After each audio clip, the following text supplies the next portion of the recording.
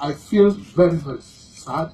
I feel very, very bad that this nation that we have all toiled for, some miscreants would want to take undue advantage for some political reasons and mess up the system. And for those of you who support these youths, must desist because we're not telling them the best. We care for them because as I stand now as a sitting governor, what IPOB would have wanted is for Rochas and Okorocha to speak with voice and say, let's go to war. But if I do that, it means I hate you. I do not care. But because I care for you, I tell you what is the best for you as a people. We must change our style. We must change our faith. And for the Igbo nation, I don't want to sound like a Pontius Pilate, and I don't want to be firm making a judgment, but there's need for us to think on how we can move our economy forward, and not how we can create enemies for ourselves. I understand that we are being misunderstood. Why are you misunderstood as Igbos?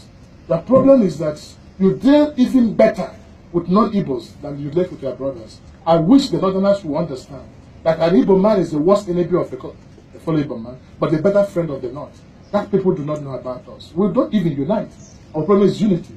But let's not extend this hatred within ourselves, outside, to be hated by others. We must stop, and that's the right way to go.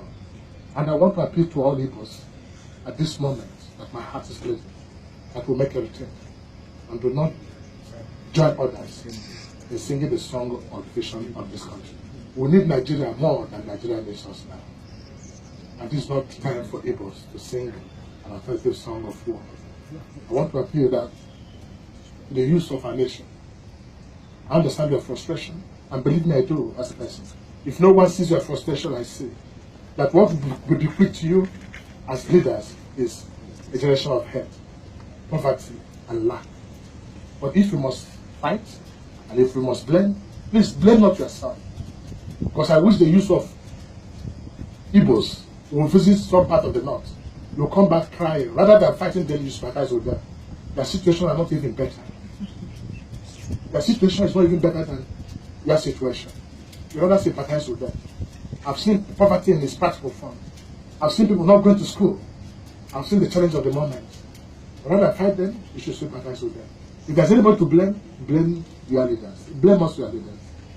When we must take responsibility for this your frustration, which has not gone well for either you and our generation.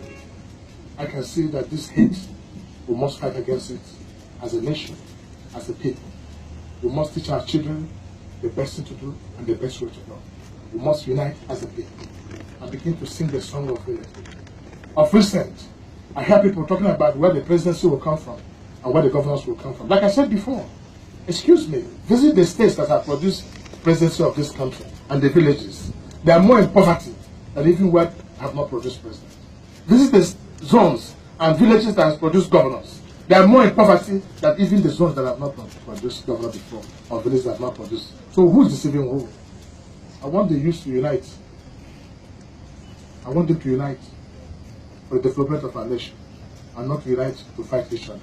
I call for both unity of Northern youth and the Southeast youth. And very soon, I'll take that lead and bring them together. Because I happen to see myself as the bridge. Having been born an Igbo man, having been brought up by the North, and having been financially empowered by the West, I have Nigeria as my constituency, and Nigeria remains my constituency. God bless you.